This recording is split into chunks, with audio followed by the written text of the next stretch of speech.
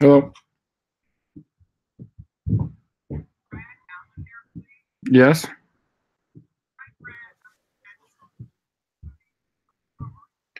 Good, Wanda. You caught me in the middle of a meeting. I'll have to have you call me back, okay? Thank you. Hello. Hello. Hi. How's it going? Good. How are you? Doing pretty well. Thanks for coming. Yeah. Thanks for inviting me. You guys are the only team that took up the offer so far. So. Oh. Glad. I was worried we would, if we didn't invite you early, we would miss out on our time. So. No, it's good. Usually we do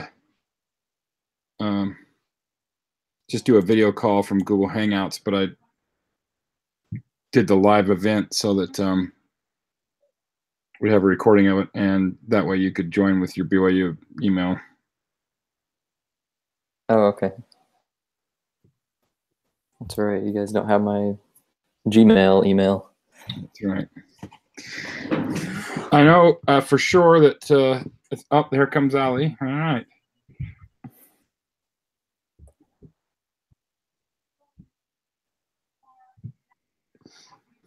I didn't get a confirmation from Devin, but I think David is a go.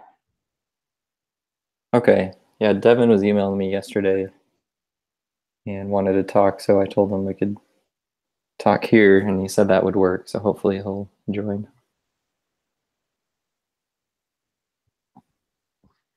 Mm-hmm.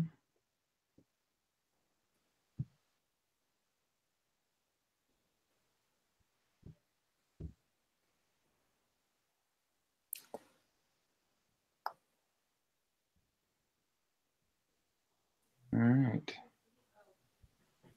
Hi, David. Hello.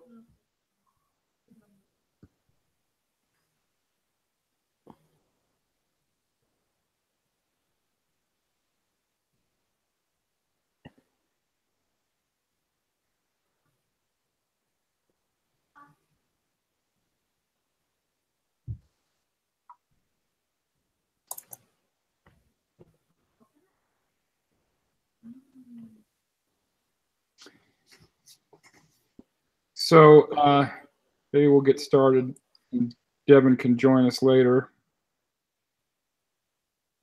The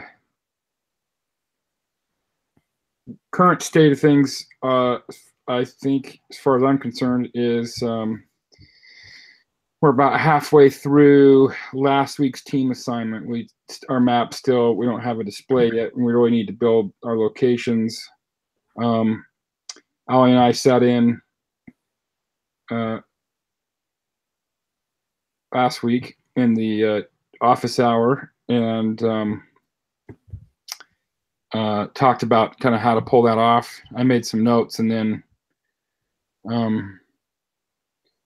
we went pretty late on Thursday night. By the time Saturday came around, and I actually got to try and I did some of it Friday night, but I was kind of at a loss on how to implement what we talked about. So, but I turned in what we had done on Thursday night. So we had something turned in for a team assignment, and I didn't do anything on the personal assignment. So that's where I'm at.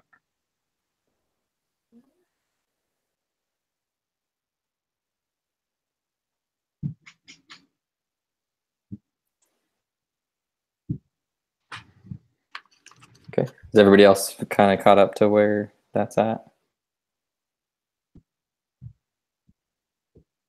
Like displaying the map, are they familiar with what's going on and kind of what your plan is?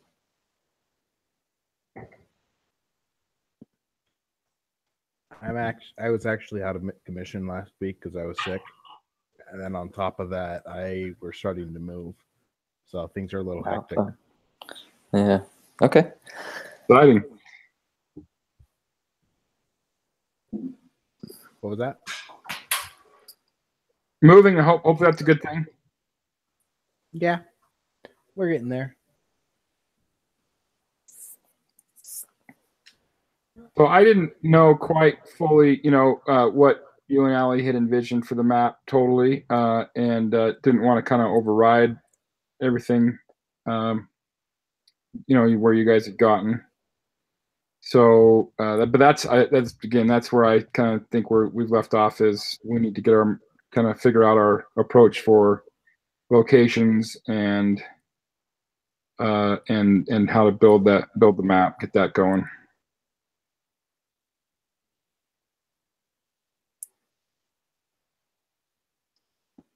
Ollie, would you concur? Sorry, I couldn't hear most of that. You're coming in loud and clear. Okay.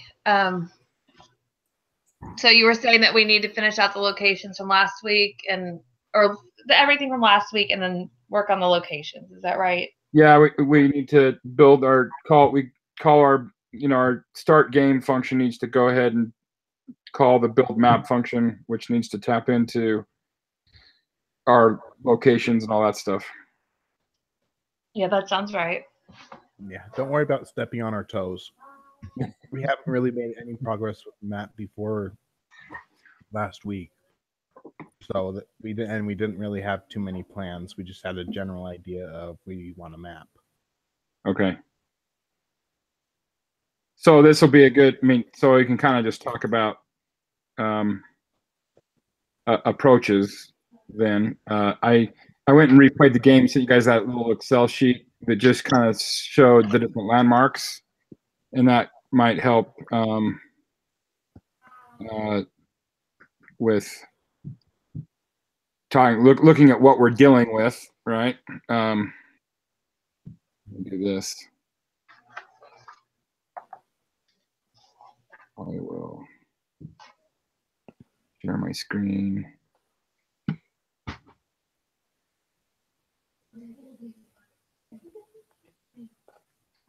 Why isn't that working? Here we go. Let's go. So there's the Excel sheet. Make it a little bigger.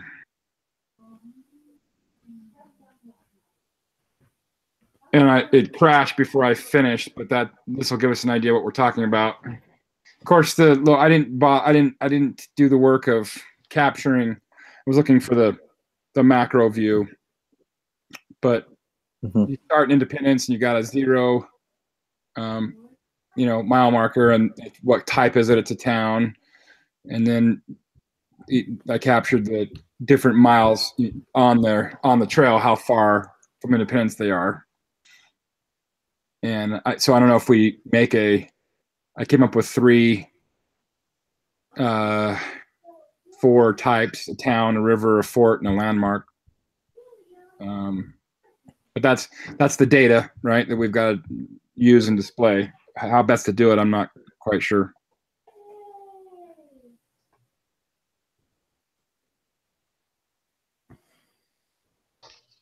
Okay, so maybe it'll help to look at kind of where you guys are at right now in the code and get one thing displaying. So you've captured the macro. That's good. You didn't go down and capture every message. Probably would have taken more time. I did that. Okay, do you have, that's what I was remembering. It was last week, I think you said you'd captured a lot for each location, right? Oh, I did the whole thing. Okay, so it's there. And now the goal, I think, for you guys should be to get one landmark showing in the map. And maybe your map is like, that's it. That is your whole map. One location. okay, so get the Start infrastructure built. We can populate it later. Yeah. Okay. I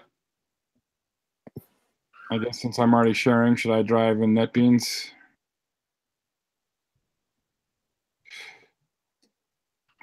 Yeah, that sounds good.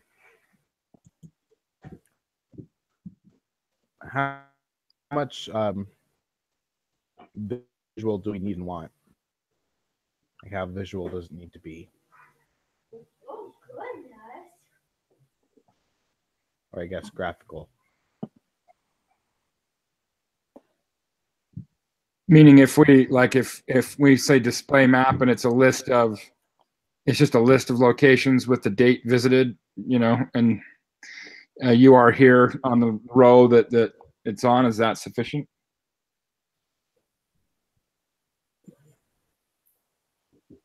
Yeah, you're probably asking me, but I think I would start with something simple like that. Okay.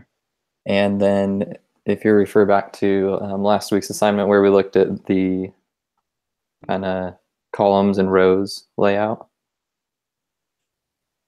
I would look at doing something like that. It doesn't have to be that. It can just be a variant of that. You guys talked last week about progressing, linearly through the trail, or like having them choose. And we talked about how it was probably more work to have them choose where to go and keep track of where they've been and if it was valid for them to go at a certain place. So linear was, I think, what you guys decided to stick with. So if you take that approach, the simple way to display linear progression through the map, I guess, along the map, is just a list of the locations and maybe an indicator to say if they've been visited or not. Okay. So that's a good start. And then you can always, because the way the code is being designed, all you're doing is calling display map. The data is the same behind the scenes, right? In the code, the data is going to be the same. You're going to have information about the name of the place, where it's located, like the mile marker spot, whether it's been visited. That all is going to be the same. How you render or how you display that can change. So maybe the list is your, phase 1, and then phase 2 or iteration 2 over this, you can display it in a more graphical way, but we're not really using graphics, right? We're just using text to make it look like old school graphics. So nothing too fancy, but the grid layout would be more work, and it involved more of the ideas around using arrays and looping through arrays and lists. So that's where demonstrating those skills and knowledge would come into play.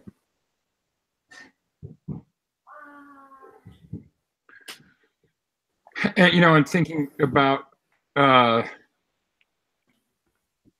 example, one of the requirements is to talk about how far it is to the next landmark, and that thinking about how that would work. If I'm at Chimney Rock, and I know that Fort Laramie is 640 miles away.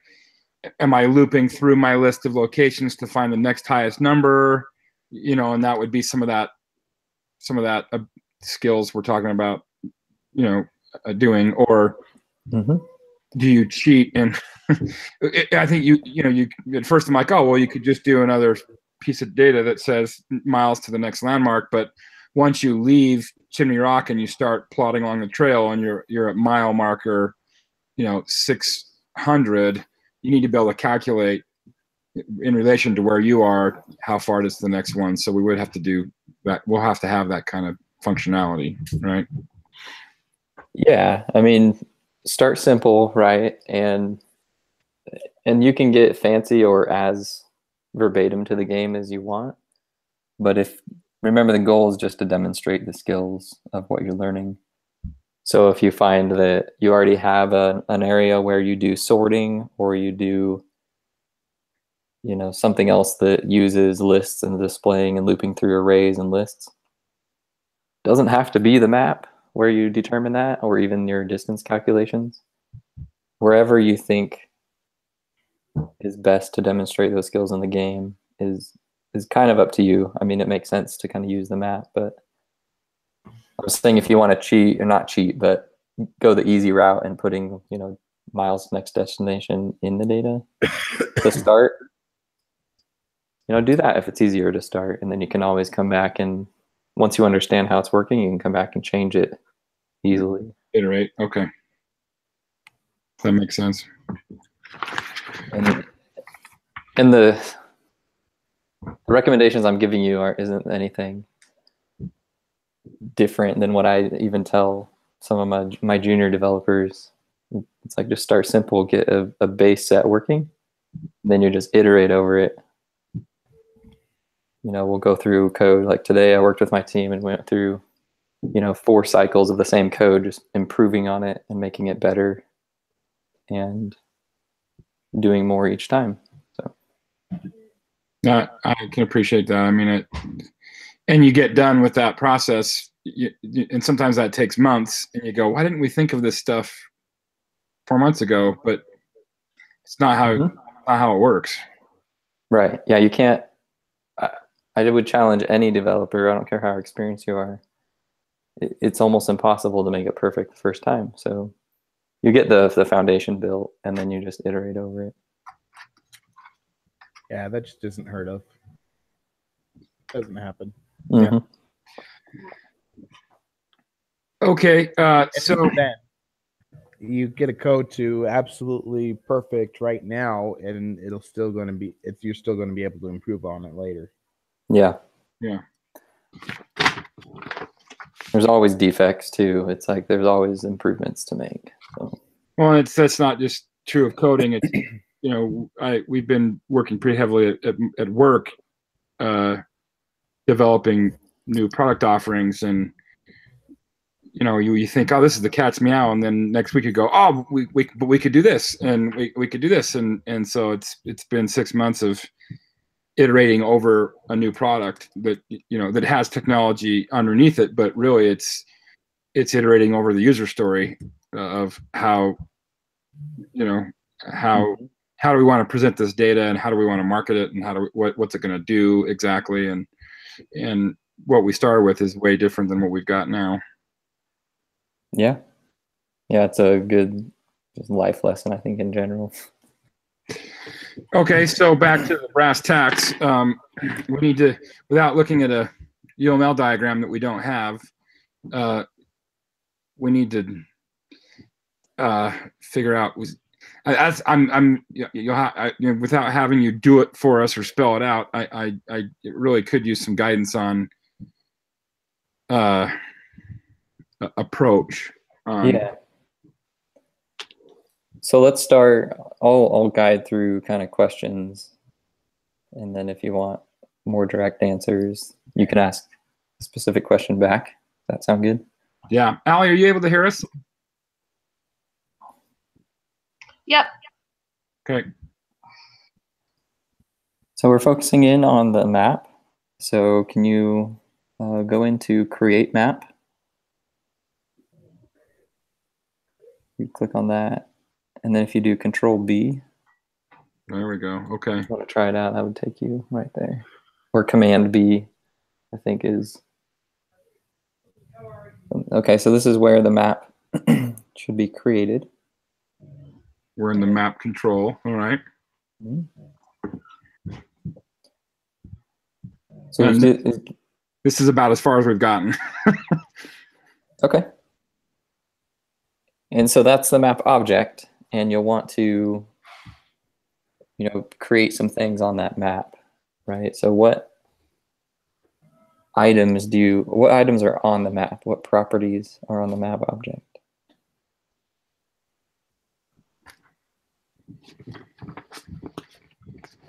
I guess I would say primarily your locations. Okay, let's take a look at the actual object. Okay. So Command B or go back to. Oh, so go to map. Okay, I see what you're saying. So. Because we can't create those things unless we know that this map even has those properties. We need to make sure the model layer is good. So do these map attributes look appropriate for what you're wanting to use the map for? No. Okay. What do you think it should be? Well, I actually think we need two different ones because I think we need like a map location list that would be an enum because we want to be able to get it, but we don't want to set anything. We don't want to change locations because the locations don't change. But we still want to keep track of our current point where we're at. So I wouldn't delete this, but I would add another class. Another class. And that was one question I had that kind of came out of last week was if you have this enum of locations that can't be edited, one of the things we do need to track, according to the user story, is when we visited there, right? So would you keep track of that in a separate? We would just add that to this one. And what we could do is we have the checkpoint there. We could just have it specify what checkpoint we are currently at, and then just have the function that shows the map view, show that we visited all the points up to that point, and just look at what the current checkpoint is. Okay. Yeah, I like that. Where else could you store where the current player is or where the wagon is along the trail? One idea I had was, this concept of mile markers, that you start at 0, and as you're playing the game, you have to have this counter that can increment because let's say it's when you play the game, it kind of, the little wagon wheels turn and it waits for a little while and then tells you that, hey, you've gone another day and you've gone 10 miles or 8 miles or 12 miles. So this little wagon mile counter, odometer on the wagon could be telling you where you're at. And then it would be easy to say, okay, I'm at mile marker 600. Any locations with a mile marker that's lower than 600, I've already been to. Yeah. Where that doesn't work is when the trail forks and you don't go to Green River, but you go to Fort Bridger instead. Yeah, that's right. So you've kind of addressed it now on both approaches. Is you can have the map, or at least the locations, have a flag, a Boolean that says like visited, true or false. And then you can also have some other thing, keep track of the current location, such as the wagon odometer or the player's progress in their game, something like that, right? So there's a couple places you could do that. I like the map, the location visited flag, the Boolean flag. Okay. Yeah, it's good. And then you could even update. You could have another field that could be the date that you visited, which is part of the story. Sure. Okay. Which that would be an iteration later, right? And in that case, that wouldn't be. Would we be able to like make a partial? Well, that wouldn't work. Is there a way to make like a partial enum class where like you could have a changeable boolean, but it'll have a set string and other values?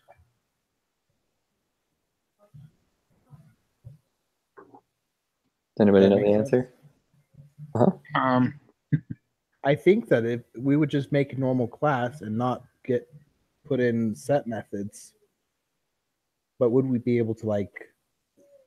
How would it know its original point? Its original data. Yeah, I don't know. That's a good question. I would explore that one in a little bit. Well, let's first get the locations created. How about that? Okay. And then we'll start looking at a more concrete example, kind of what I think I know what you're talking about. So if we build it out a little more, David, we can explore it a little more. In that case, let's go ahead and stick with this class and just create new.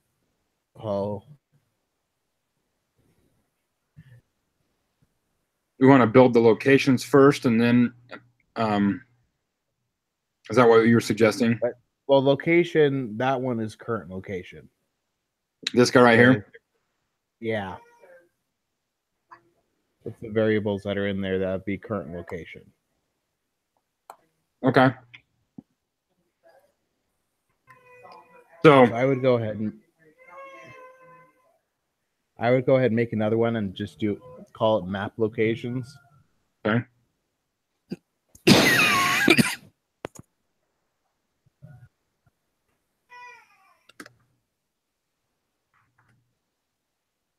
This would belong in the model, right? Because we're storing stuff. Yeah. Hi, Devin. Hi. Okay, and then we'll make it an enum. So if we're going to have things to update, is enum going to work? Well, the locations are not going to change.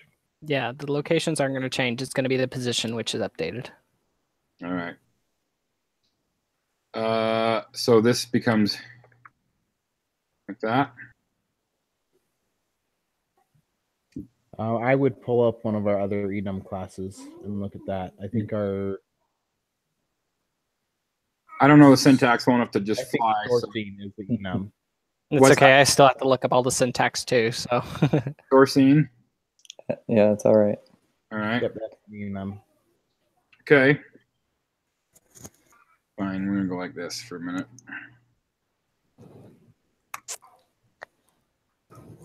This is gonna yell at me. That's fine. Cancel.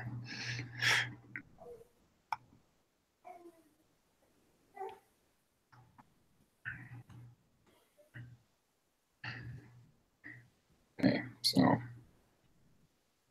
we're gonna go like this and say, let's do this. Sorry. Oops. So probably an enum name can't have spaces in it, I'm assuming, right? No, we can do underscores. Okay. But camel case is what is. Yeah. So we've got. I'm just gonna start kind of building it. Name, mile, marker.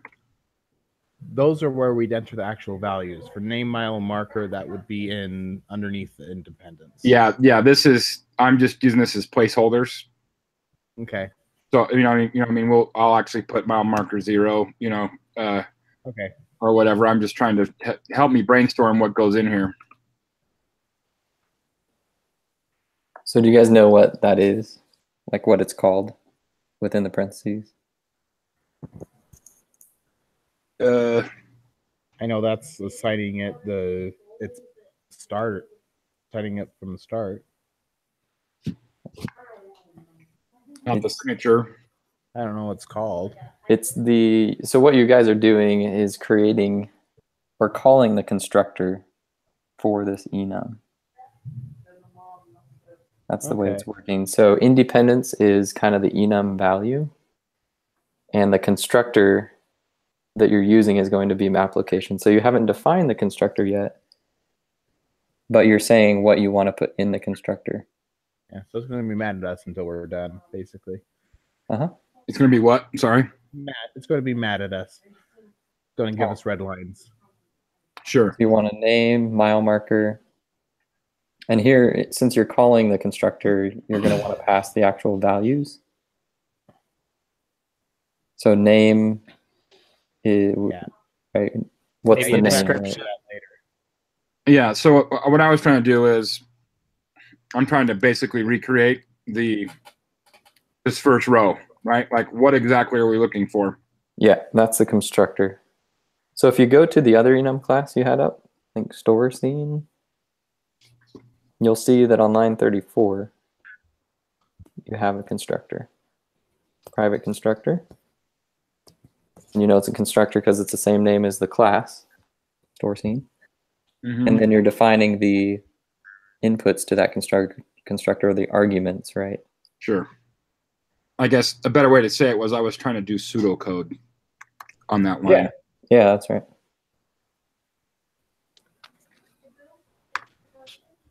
I don't think we need more than name and mile marker, though. Well, it depends if you want to copy and have paste the that. description and everything in there. Yeah. Don't copy and paste that. There's an easier way. What's that? Well, first, let's get the name and mile marker defined. So go back to the enum class. You mean the store scene or the enum class? Okay, the store scene.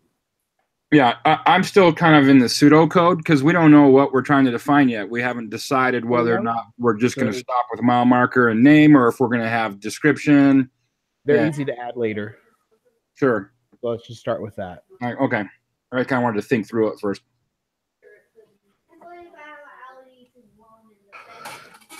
So, what are you saying? Oh yeah, go to store scene. I'll show you what to do next. Okay. Okay, in the private int just make a private int the location, the mile marker, and then a private string. That's why I copied that row, was so I had something to look at without having to go back and forth. So we'll go private map, map. Or you just do private name. Yeah. Private name? Or private string name.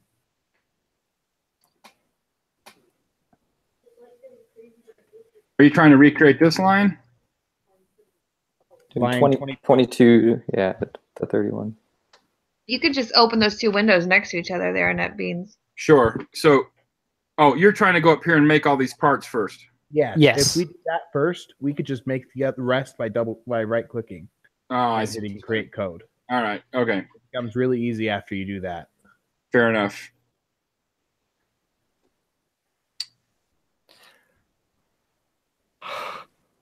So private string map and then private int mile marker.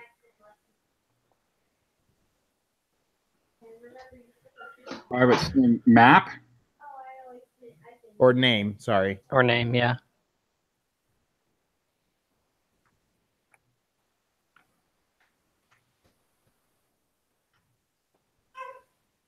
I'm going to stick with And that. string is capitalized.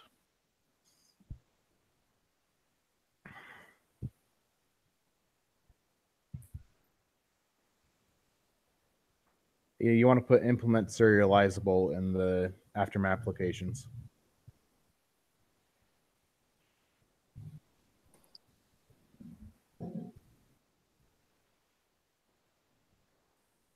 Okay, and then we want to just go ahead and put one location up at the top. So like the independence, and just put Sure. under name, put independence, and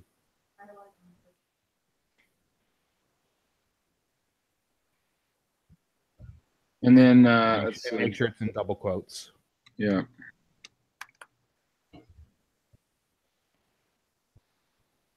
Then change mile marker to 0. And you don't need the extra comma. And semicolon. What do we do wrong?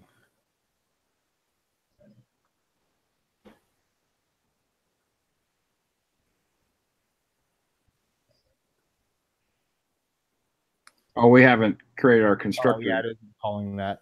Okay, so after hit enter a couple times, and then right click, insert code. Okay.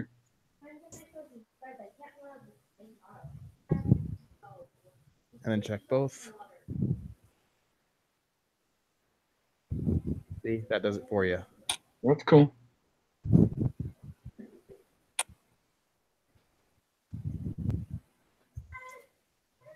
Okay. And then we want to get getter methods. So right click, insert code, getter. Okay. Or do we want to finish the rest of the things before we get the getters? Meaning a couple more locations. Yeah, the rest of the locations. Okay. We just get a few of them. Yeah, let's go ahead. Well, we'll need to finish it, but yeah. Yeah, I haven't finished the thing yet, so I can populate that later. Okay. And we'll need to talk about what do we do when the trail forks, but we can do that later too.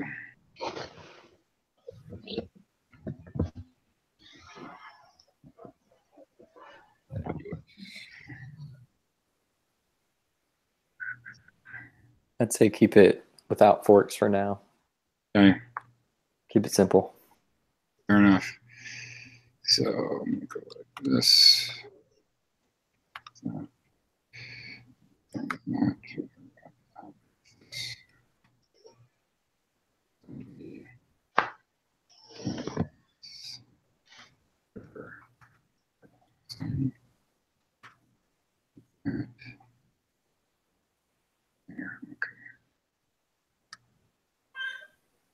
There can't be a space between them. Between what? Independence and the Kansas River. Gotcha. Not allowed. It needs a comma actually in between the enum values. Right. A comma. That's right. Instead of this. Okay. And then the final one has the semicolon. Fair. Okay, good. All right, let's go like that. Big Blue River is quote big blue.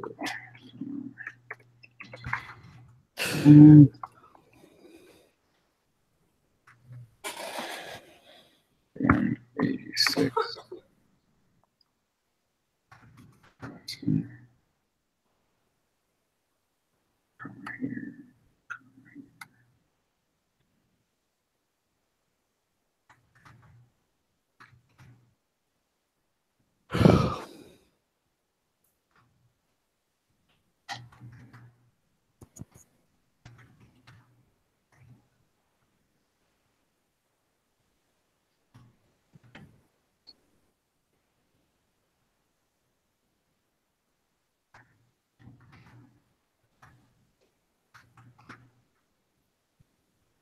Fun little side note. I served my mission. I was served in Kearney, Arizona for a while, and it's spelled Kearney. But there, that is Fort Kearney. It is not Kearney. Fort Kearney. Mm-hmm.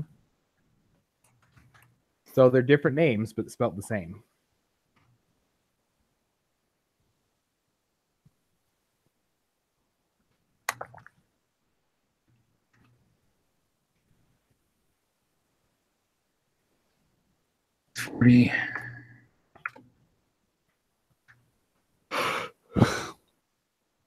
Good, we'll get us to Independence Rock.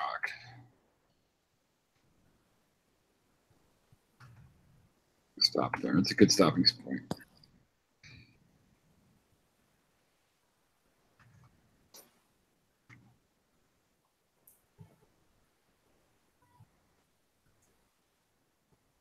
Nope, no comma.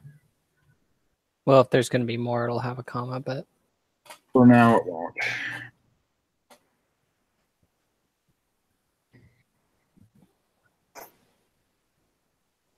Hey, Okay, now we need getters. So right click at insert code underneath the map location. Yeah. We do not need setters. correct. just click the top one and it'll click all of them. Up here. Select all, whatever. But uncheck these guys. No, they're checked. All of them are checked.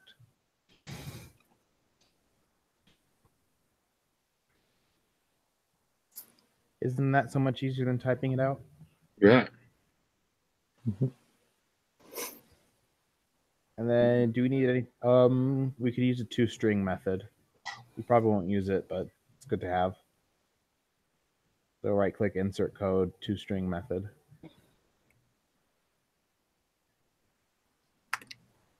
It's good for troubleshooting.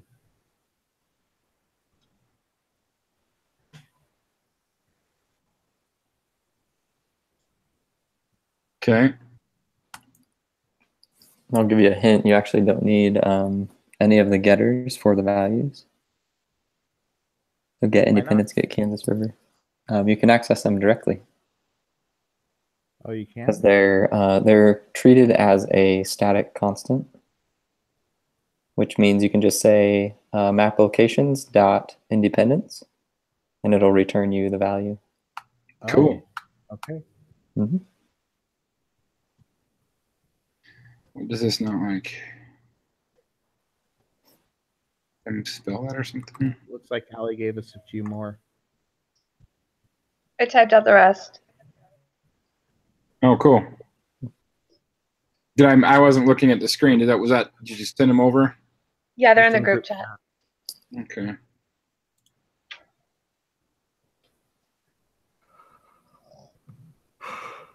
Thank you.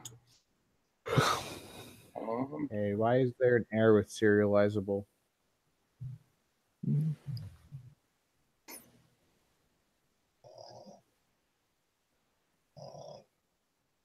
It's just missing comma independence.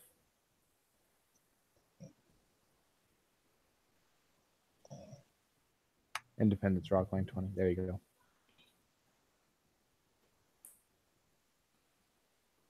go. Let's go ahead and look at the store scene. Mm-hmm. So we can see what's different.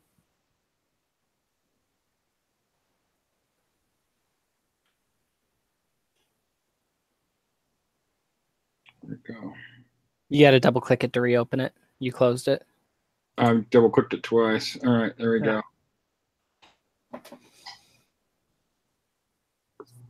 Private.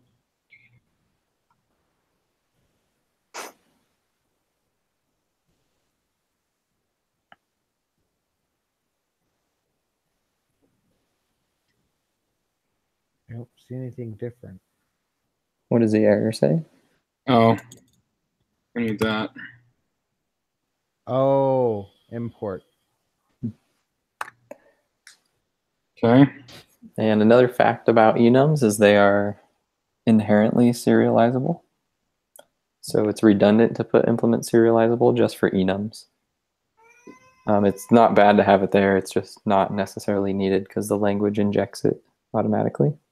Oh, really? But Okay. you can leave it there. It's just a little tidbit.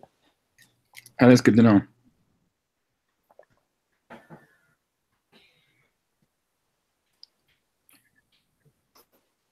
Okay.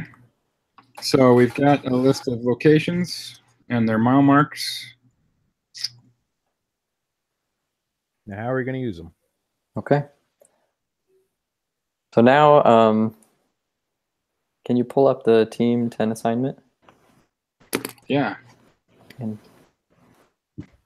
what you guys are working on just to keep you guys on track and having you follow those instructions if I need to drop off. Page 21, pretty much what you guys are working on right now.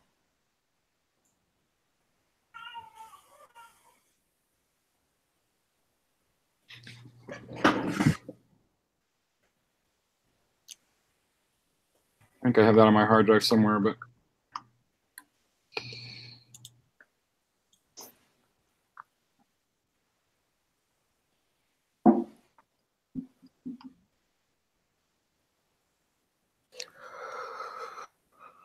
Okay. So this is showing you the create map method. And what you guys pretty much did was towards the middle where it says locations equals create locations. Instead of having a list or array of locations, you guys used an enum, and that's fine. So do we need to assign that enum to a variable like this? No. Because we can access it directly. So if you look at you're going to use the locations, but you don't need to assign them to, let's see, locations is, they don't give the type of locations, but it's probably a two-dimensional array, possibly. Yeah, it looks like it. So what they do is use locations later on. They're not actually using that variable, which is kind of odd about this example. There's many things I think wrong with this example, but that's okay. If you look at the last method that's being called in this code block, it is assign scenes to locations. So right before return map. Okay. Scenes location. So the idea of the create map method is to, one, create a map object, which you guys have. Two, you need to create the location somewhere, which you guys did in an enum. Then you want to create the scenes. And I think you guys talked about not having any questions or. And we have scenes in enum as well. Okay. So if you have locations and you have scenes, then it's about creating the associations between them in the code. Yeah, we have store scene and hunting scene. Yeah, so we talked last week with Brad and Ali about doing inheritance to represent that. That's one way that we talked through, I think, pretty in depth. But since you guys are using enums for everything, then we're going to explore probably an easier way, I think, in the long run. Is you're just going to have, you go back to the assignment example, you're going to have methods that create the associations. So assign scenes to locations will essentially just set the correct scene on the location. We would probably need to initialize where we are. So we would need to set our location to 0. Yeah, you need to do that. That's what we need to worry about. We have a game port already. We just need to, we're messing with the game piece. Yeah, and you have, right now the locations and scenes are separate, right? They're in different enum classes. Yes. But there's no association between them yet. So you'll need a variable on the location so that you can set the correct scene that will be displayed at that location. So if I were to, in the code, go look at a location object, I should see that it has one scene associated to it. Okay. That way, when you go through the game and you're going through the map, as you come across the first location, you'll know which scene to display because there is a reference to that scene at that location. So meaning a little bit like this, like if I get to this location, I know to display a river scene. Uh-huh. And it can even have a reference to the actual river scene that should be displayed. Okay. And the method assign scenes to location will make that association between the location. So each location in your enum, you want to set a scene on that location. And we do already have an enum of all the different rivers. So we would just reference the enum or reference the enum based off of the mile marker location that we're at. Does that make sense? Okay, so you does the river scene have a location on it? It has a name.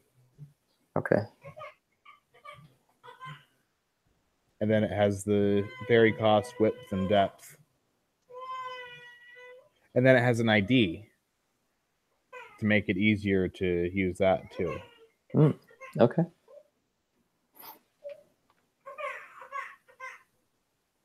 So when you go and display the map, walk me through what would be needed, just like kind of pseudocode, what you would need to do in order to display the map and show which scene is at that location in the map.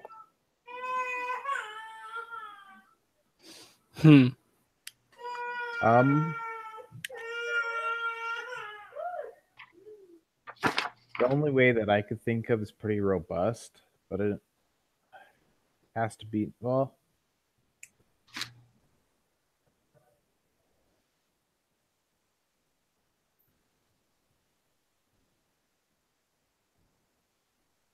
the way that I'm thinking of is like having a case statement, but each case has its own map.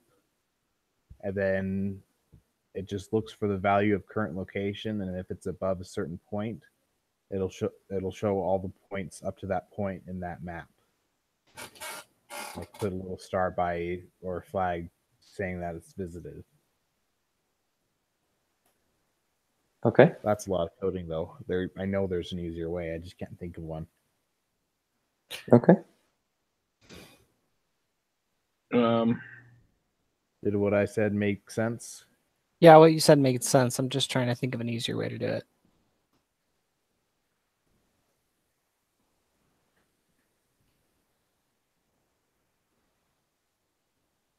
You can do a bunch of else if statements, I suppose, where it's essentially the same as the case statement.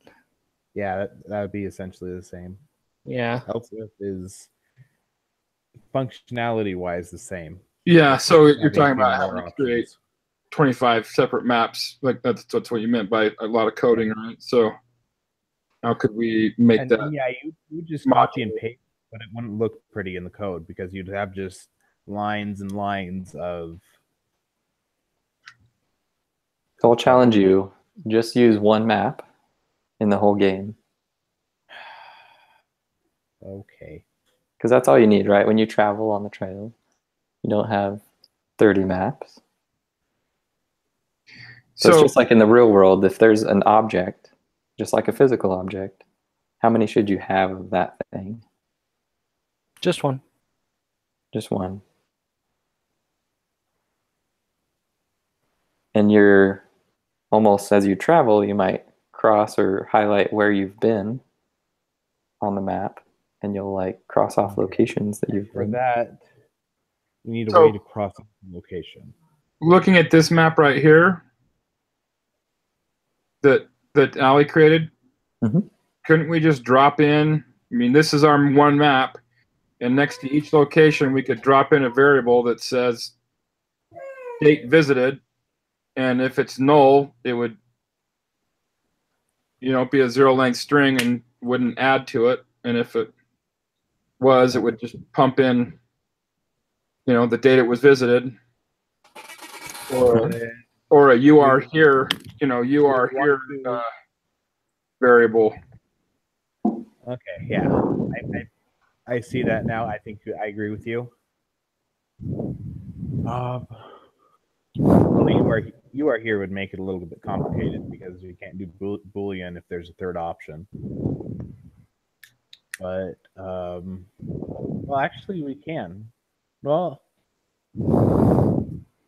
okay. So what I was saying before is we need to initialize an array. Yeah, we can just initialize an array of ints and just have option 2 be you are here. And then Option 0 being not visited, option 1 being visited. Or however we want to do it. Mm-hmm. So, and then as we visit it, it'll change the state in the array to visited or not of that like position in the array. I'm going to make it simpler if you guys are thinking this way, just to clarify. Sure. Okay. I would just say you can either be at a location or have been at a location or not. Like there's no in between these locations. I know in the game you can kind of stop along the way and hunt or something. I would just say you've been to Soda Springs and you're next, when you say continue, you're at Fort Bridger. And it's done, right? There's no in-between state. Okay. I would start with that. And I think that'll be enough to get all the concepts in there. And if you guys, complete the game early in the final week of class, and you can take it further, but I would just start with that. Knowing that, and you only want one map,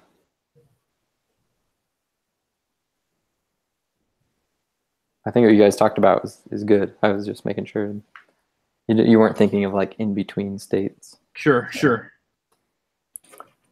So go ahead. What do you guys think you need next? In this view, or going back to the where would we implement the array? Yeah. Yeah, I mean, where are we going to store the date visited, or the Boolean visited flag? If we're going to just keep it simple for now. Go to our map. Let's see if we have something that works there. Map in the object layer. Map control. Oh, yeah, you're there. Just map. There we go. This would be those instructions on page 42, right? Probably. Let me go to 42. 41, 42, somewhere like that.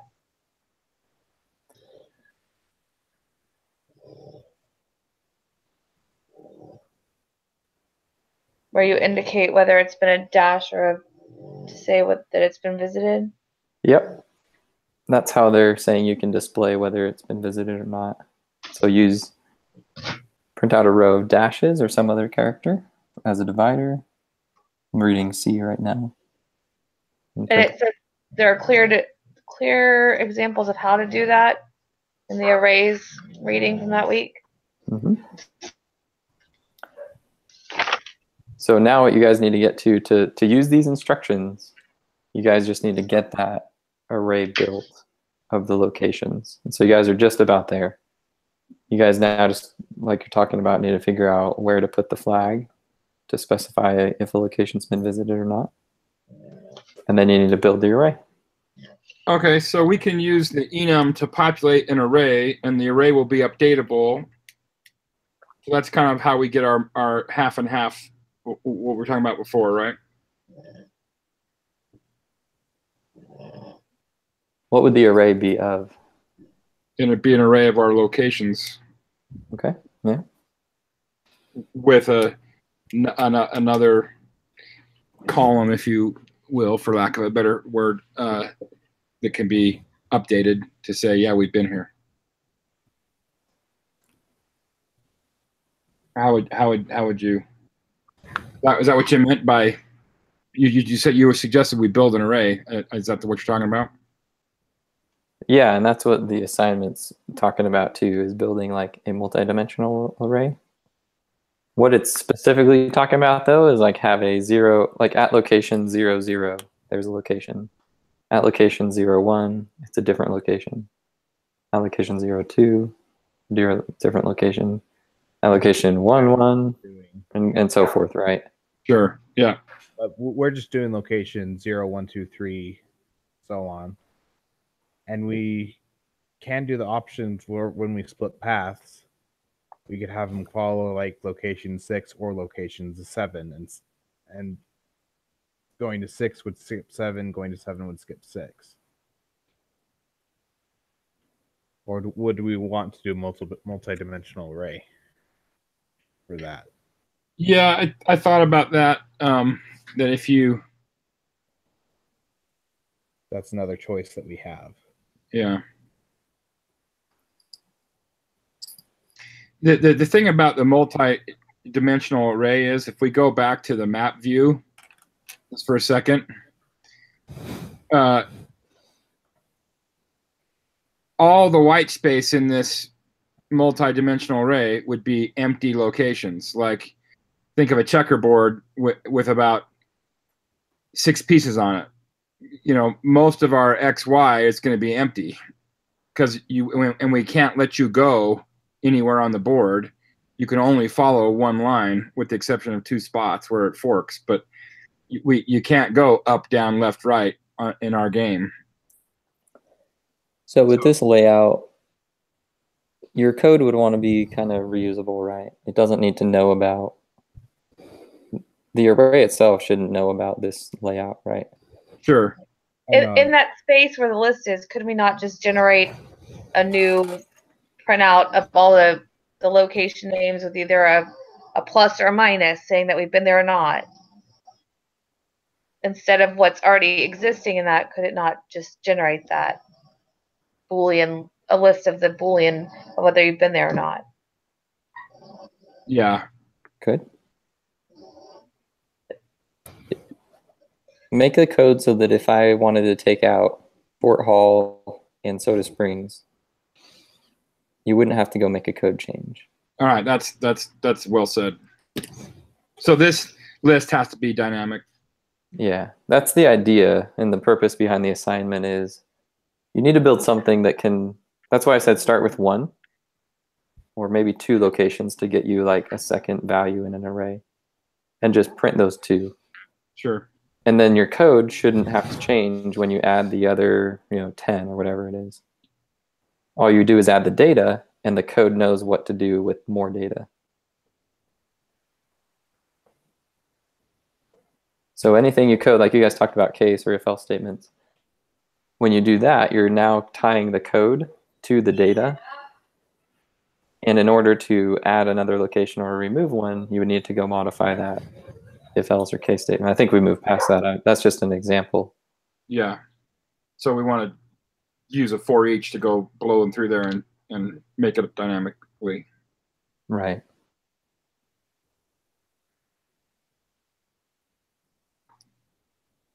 And that's where looping through, like the whole concept, right, of last week was arrays and lists. And so this would teach you how to iterate through arrays and lists, and just using the data in those data objects to display it dynamically in some way. I know that our reading covered some sorting. But that would be, if we're going to do, for example, to build the map, and if we're going to dynamically loop through and build our map, we want to make sure our things are sorted by mile marker. So we'll need to be able, just one thing to keep in mind, we got to sort that array before we loop through it, right? You can sort it or use the location. So the mile marker tells you where it is from the beginning. And maybe that is your location, I guess, if you guys are doing it linearly. I was thinking, so in the instruction examples, they have location being kind of an X and a Y value. So yeah, you guys would probably use mile marker as your value to indicate where it should be displayed in order on the map. If you use a 2-dimensional array, you'd use is in place of like Fort Kearney, we could just put a function that returns a string, and then we'd call that function and send it Fort Kearney. Like we could send it the enum that we just created. Mhm. And then it'll look at the enum, see if, and then it'll compare if our current location or our mile marker is greater than the Fort Kearney, and if it returns true, or if it returns true, it'll return dash Fort Kearney. If it returns false, it'll return just Fort Kearney without the dash. But we're going to pitch.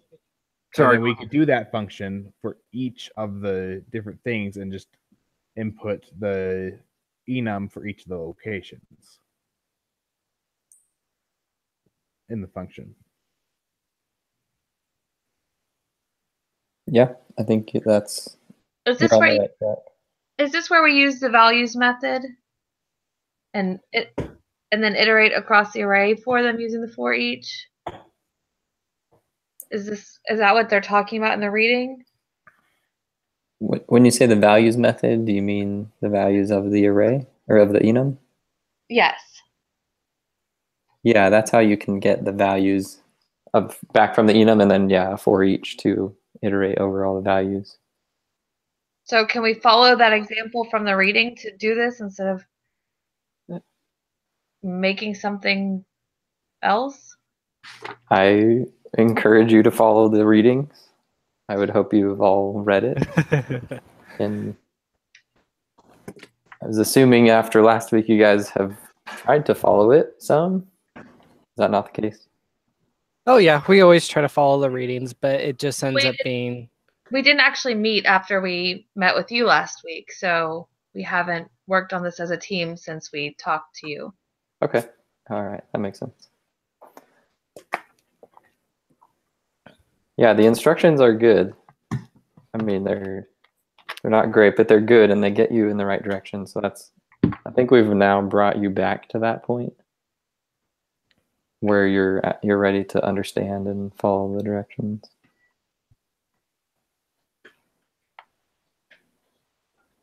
Okay. Sounds like, Allie, you're going through the instructions, right? And yeah, I've been. You want to point some out that you've maybe learned or tied to the discussion? Pages. Well, it's from the reading, so not the team direction, but actually the the array reading from that week, and it was page 37, 38. And it has examples of how to get it to generate that.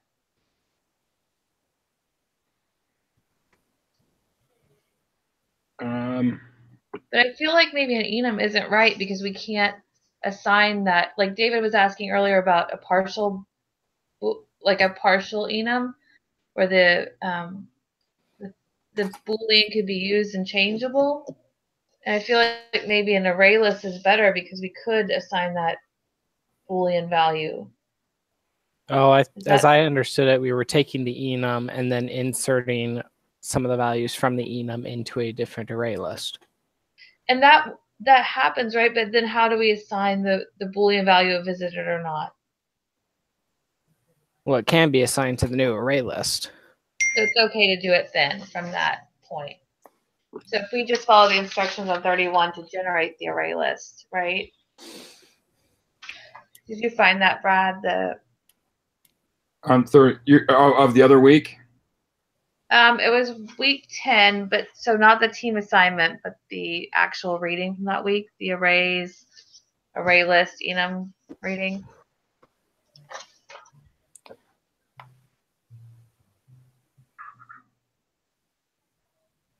So when you guys say enums, I've heard partial enum and can't set a value maybe. Is that not right? Like I was trying to find online, but it doesn't look like there is a way to do a partial enum. They're constant, right? Yeah, the enum value is. But let's work through an example. I haven't done this in a long time, so we'll see if it works. You want to jump in that, Beans? I think this will accomplish. I think you can accomplish a Boolean flag. in the location enum. That's what I'm trying to demonstrate, I guess, right now. That's exactly what I'm asking, or what David was asking. Great. So map locations. Yeah. That one. So add another variable under line 30, or 28. Underline 28, sorry. And just do private Boolean visited. And then do we just add a setter method for just the visited? Yeah. Okay. And you could make the default value false explicitly if you wanted to. Would that be done on this So line?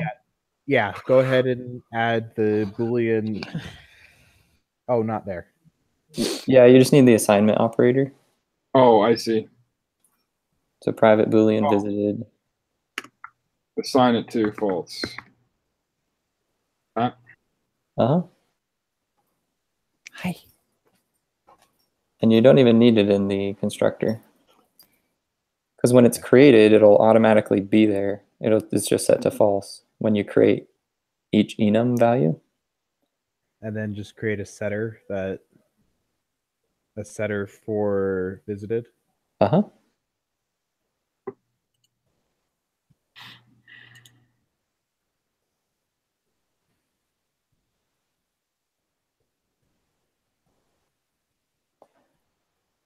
And when they say it's static, I think is that what the text said? Or constant? Yes. Yeah. Constant's the word they used. So when they say it's a constant, it means there's only ever one enum value ever created in the lifespan of the game or the program. So there's only ever one independence enum value. You can't add to that list. Right. And you can't create another instance of independence enum. There's only ever one. Okay. And so once you set true to independence, it is always going to be true until you change it again. Even if you try and call maplocations.independence again, it's just going to return the exact same independence enum value every time. So there's only one of them. And so we could set it that when we pass a certain point, past the marker, it changes it to true. Right. And then in the map, when we display it, we could set it to only display or to only have the dashes next to the true booleans. Yep. So does that mean you could set other things as well? That's right.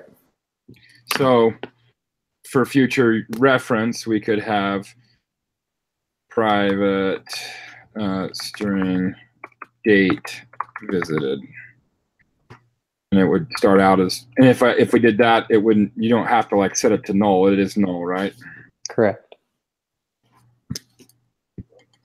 Yeah, you can change any value. So any of those properties, so name, mile marker, visited, date visited, you can change those values with setters. What you cannot change is the enum value, and that is the text in green on lines 11 through 25. So you can't change, obviously, Independence, Kansas River Crossing. You can't add that to map locations either. Okay. Add them while in the code or while in the program. You can say that again. You can't add to it. Is that what you're saying? Yeah, you can't add a new green. You can't add a. Correct. And also, we can't have the variable independence anywhere else either. Those are all spoken for. You can. Oh, I can? Because it's scoped to just the map locations class. Okay. So the only way to call this exact independence enum is to, in another class, you do.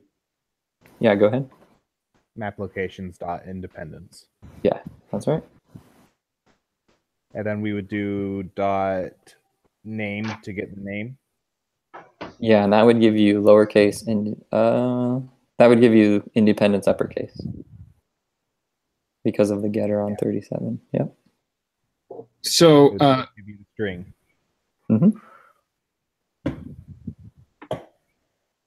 we have map locations, and we need to get those locations and make them part of this map. Yeah, and then the second part in the instructions is also to create the scenes, which you guys, it sounds like, have those in another enum. So you just need to associate those scenes to the location. So, okay, yeah, we can. So I guess the Oh, final that- question, I think you guys have it, but how are you? Go ahead. Why don't we just call the hunt view?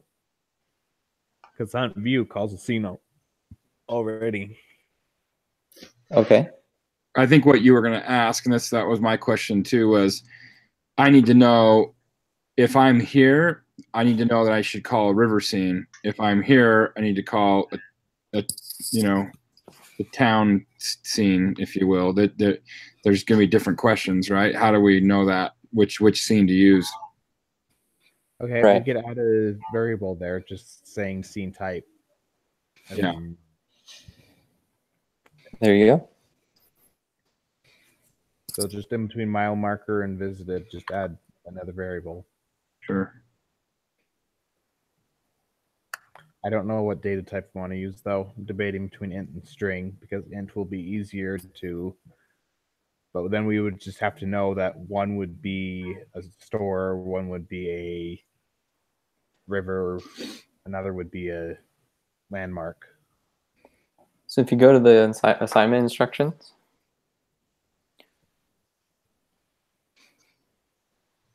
it kind of tells you what it could be. You can find the page on page 20. So if we go back to the UML, because now we're getting to the UML, we're essentially coding out what the UML is telling us.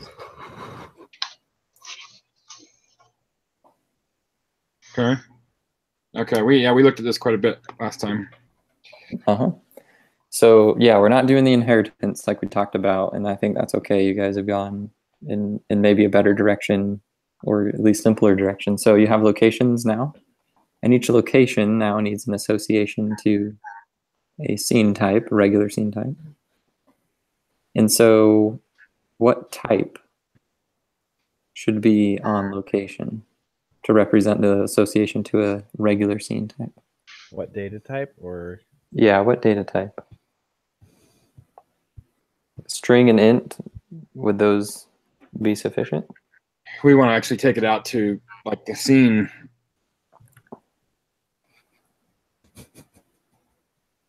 Yeah, so each one of those lines between the classes in that diagram represents a relationship to an object. Is that a parent relationship or no? What is the relationship with open triangle?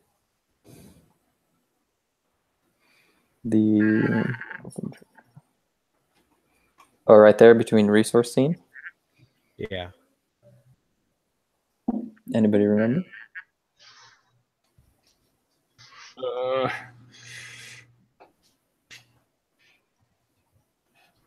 Is it the parent-child kind of relationship?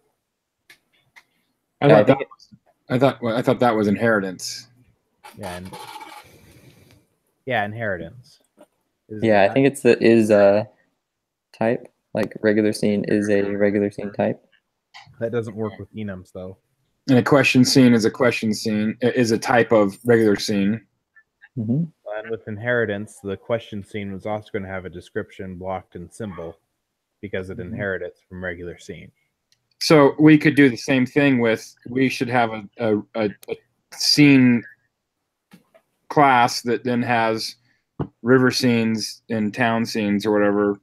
The problem with that though is that a child cannot be an enum. Or at least I tried and couldn't figure out how. That's right. But so ours wouldn't be the same as theirs. Well, but we're talking about just scenes right now, right? Not trying to make our scenes are enums. With how we currently have it. I see.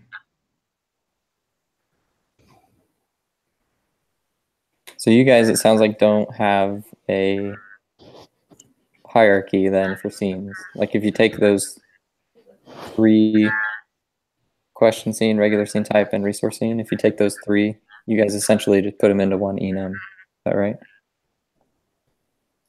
Well, we have a store scene. We have a hunting scene. What was the other? We have a river. I thought we had a river scene. Okay, so they're all independent. And these scenes are in the. And it may, or we talked about renaming these because a scene sounds like a view, not a model. Well, but this is Yeah. just stuff that is stored. We could just rename it to store and hunting if you want. Yeah. That's fair to me. That's one question I have is looking at this. These question scenes. This is not a storage container for all of their question scenes. So, how did they do that in the Curious Workmanship game? Where are they storing those scenes? So what they're doing, if you scroll down a little bit, they have a method that creates the scenes. And so what it does is takes... Down here? Yeah.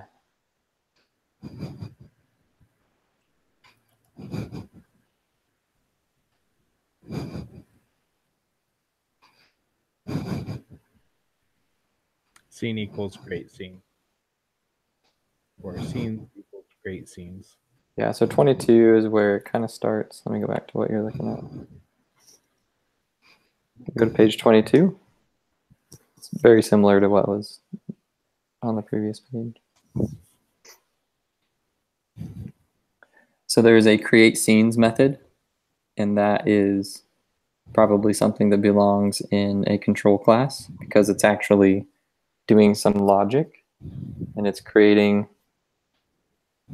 a scene object with specific data, and that's where the inheritance comes in. Is all you care to know about is that scene class. If you look on the second line there, private static scene array create scenes. Scene is the parent class. And then any specific scene will extend that class. So scenes will have a common thing, like you saw in the diagram, like a name or a description. Every scene would have that. So I would change your scenes from enums to scenes so that you can model that in the code that way. And then when you go and add the data type to the location, all you have to say is, we're going to have an association to a scene. And then the method that says assign scenes to locations, so that last method there, that's going to take the scenes and it's going to set the scene on the location that it needs to be on.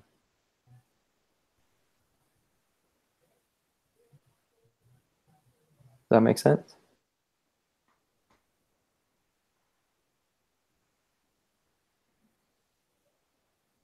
Yeah, just a lot of work.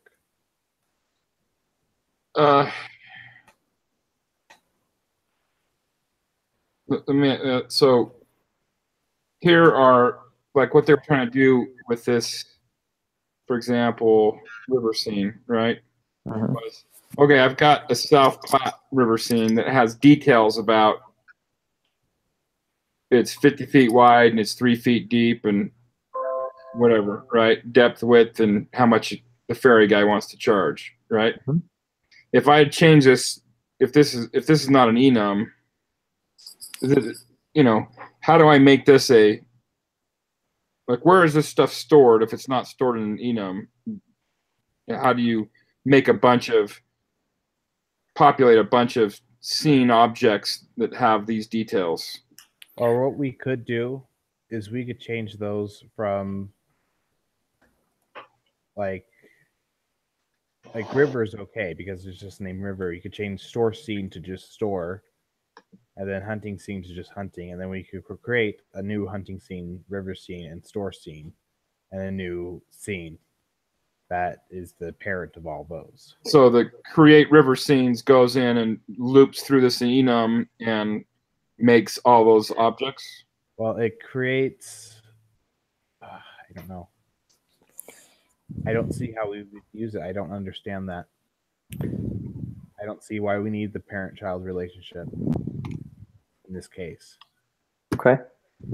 So go to the location class.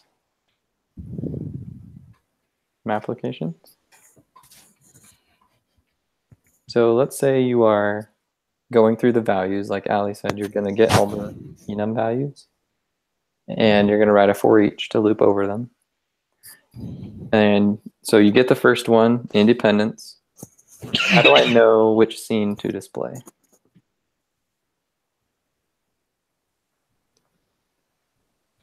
Which type or which specific one? Let's say which specific one. I would just tell it, right?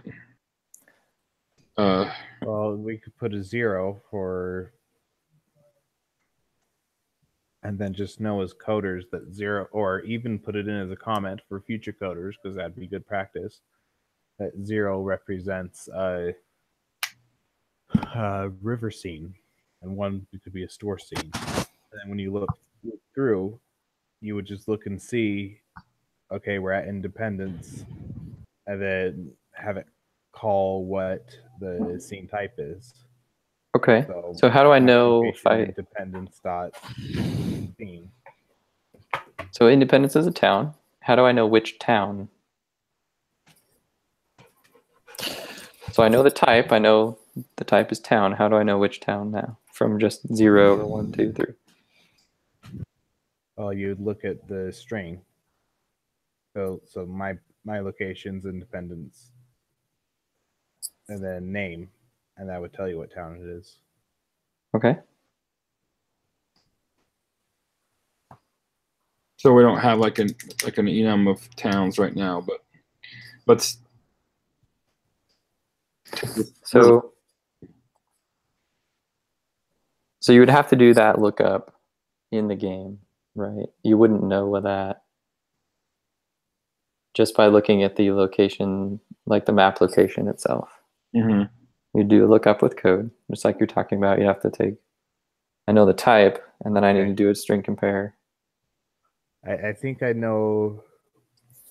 Okay.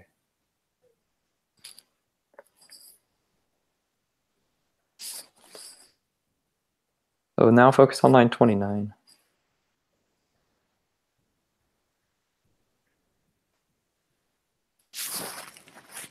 So we could tell it which specific scene, right?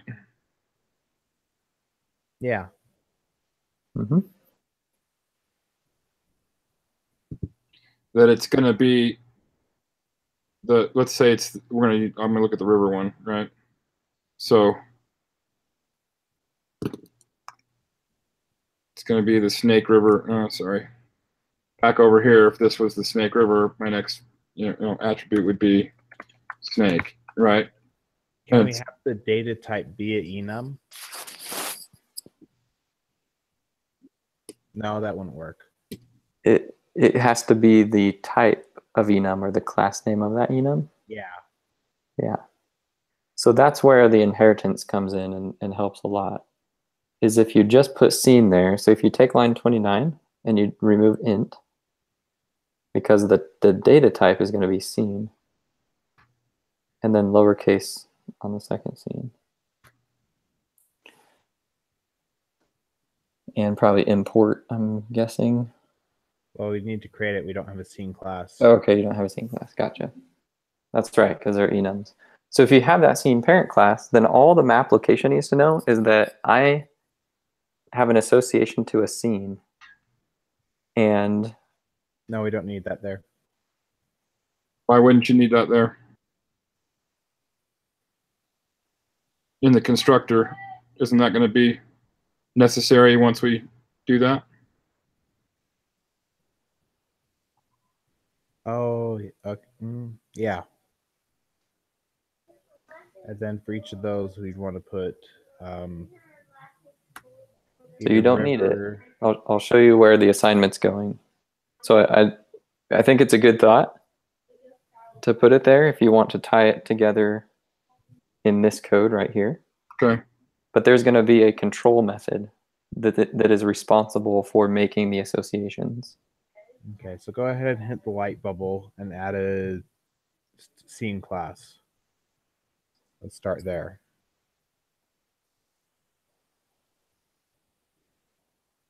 Create scene package and model. Yep, that one.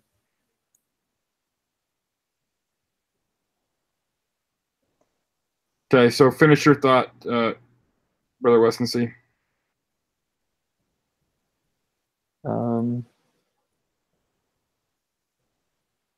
You were telling us where the map. We need to make the scene apparent. Oh, okay. What I think, okay, where I think I was going was there's a method responsible for making that association. Okay. So let's assume you have a scene and you have all the child scenes created. Sure. Then in the map control class, there should be a method. And now you can probably follow the assignment pretty easily. Okay. There's a method in there that will say assign scenes to locations. And there you will likely iterate over all of the scenes and locations and make the association. So you'll call independence.setScene and you'll go and determine which scene needs to be created or set on that enum.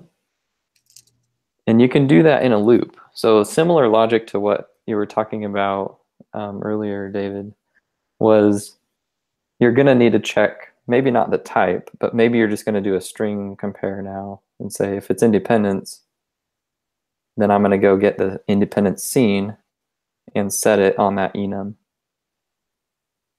Then there's only one place of code, that one method. If you want to add or remove things, you only need to change it, in that one association, and maybe in the enum, of course, to register them. But it's just copying and pasting. You're not having to go and modify the map locations too much. Most of the logic will just be in that assign scenes to locations method. You can, if you want to look at the assignment again, I think it's, let's see if there's an example. Question. Assign scenes to locations. Yeah, so that's the method name. I don't know if they give more. Yeah.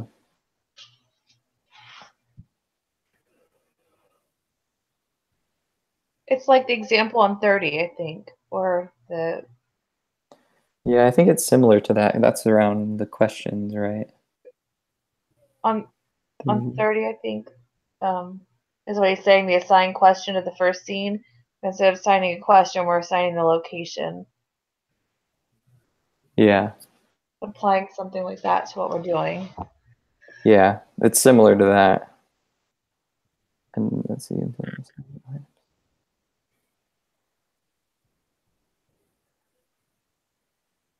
Okay, there it is, on line 36. That's what I was thinking of. Implement the assign scenes to locations method. So this method is responsible for assigning each of the scenes just created to the various locations of the map. And then they show a portion of that method.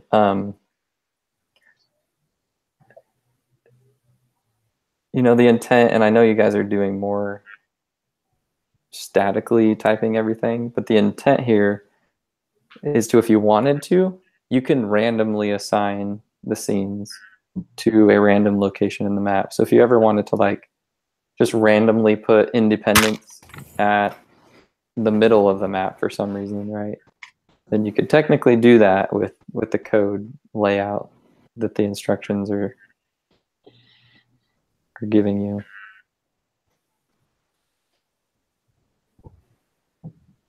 But keep it simple for now. Just make a method for assigning scenes to locations. And do that logic to make the association. Ooh, that'd be fun. Make a Settlers of Catan board game. Yeah. There you go. There you go. It's a good example. Randomized setup. Okay. So we need to. We're gonna use, for example, a list of.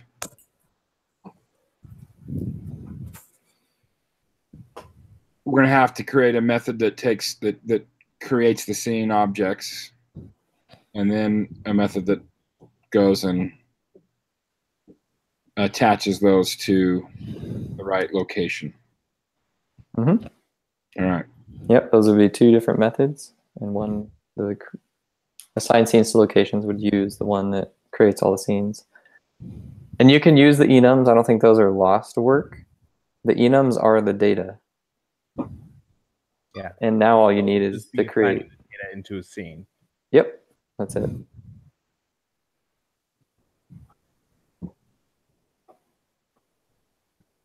we just do that by following the instructions on that page, just making small alterations because it's an enum. Okay. Yeah. You've been really generous with your time tonight. I appreciate you coming. Yeah, thank you so much. Thanks for inviting me. I think you guys are set to go now. I think you understand what to do, so have fun. Okay. All right. Have a good night. Talk to you. Thank you. Bye. Yep. See ya. All right, team. How much do you want to do tonight? How much longer do you want to go? I learned a lot today, but my brain is fried. I was going to say, this is due tomorrow night, right? This was due last week. Right. Yes, exactly. I mean, our assignment is due tomorrow night, and we haven't even started on what we're supposed to do for this week. So how do we want to tackle this to get it done for tomorrow night? I can meet earlier tomorrow, or I can. We can chip away at it tonight. I can meet anytime. I keep forgetting you guys are on a different time frame than me. That's why I was a little late today.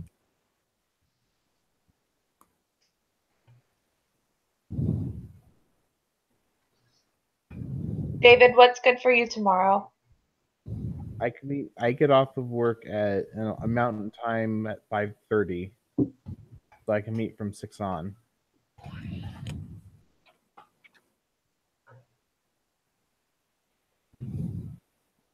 Should we plan to meet at 6 tomorrow night then?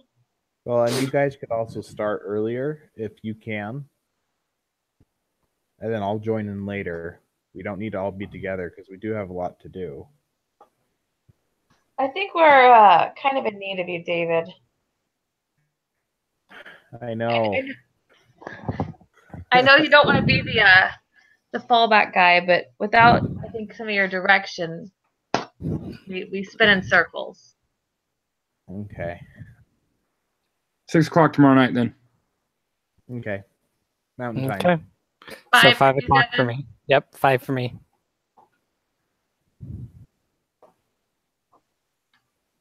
Okay. So are we saying goodbye now and see you tomorrow? Sounds like frankly, I'm not going to be useful for the rest of the night. Okay, fair enough. Tomorrow night, 6 o'clock Mountain Time. Okay. Be here. Thanks. Sounds good. See you later, guys. Okay. Bye. Bye-bye.